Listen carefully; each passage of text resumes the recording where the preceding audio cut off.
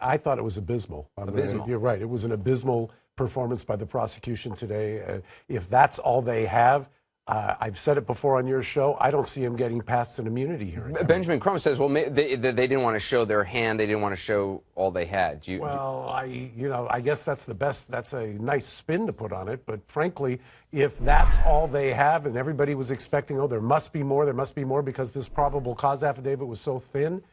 If this is all they have, I don't see how this gets past an immunity hearing. Sonny, do you agree with that? No, I don't agree, and I'm sorry that I'm not here in New York today to disagree with Mark in person and in Technicolor. But the bottom line is this, was a bond hearing, a motion made by the defense. The prosecution relied on the affidavit for probable cause. They weren't going to tip their hand today. They were going to rely on that affidavit. Well, then, and we Sonny, know that affidavit is not a complete recitation of the facts. Mark, you know that. You're going to tell me, based on that affidavit, that you ever thought you were going to keep him in? Everybody, there was a lot of people yesterday, all of you pro-prosecution people were all over the airwaves yesterday saying he's not going to get bond, there's a presumption, blah, blah, blah. So not me, though. Not me. Explain that to me. Absolutely. Bottom line is the standard is so very... Let's not all talk over each other. Because Sonny answered the question, and Mark, I'll ask you a question. The standard is so very high for the prosecution in terms of a bond hearing in Florida. It's beyond a reasonable doubt. So I always suspected that George Zimmerman was going to get some sort of bond package. Everybody knew that. Let me bring it. Mark and NeJame, the $150,000, you say that's well within the realm of where it should be. You weren't surprised by that?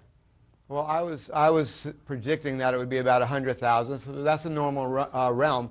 I would say, though, that I disagree with Mark. He classified this as an abysmal hearing. I think he's being very generous.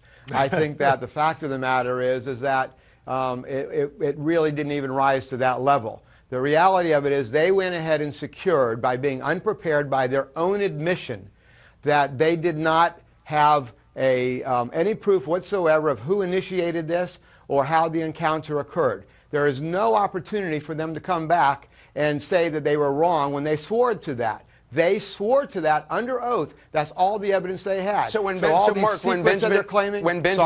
Benjamin Crump says, well, they didn't want to show their hand and talk about all the evidence they had, you say that you don't think that's true. Well, as to these two key points, of course it's not true, because you take the stand and you get asked under oath, what else do you have to establish this or that, which are essential elements of this case, and they say they don't have anything else. They don't have anything else. That was said under oath. Okay. They can't come back and claim otherwise. Give Mark credit. He's willing to slam the prosecutors harder than I was, and he has to practice down there.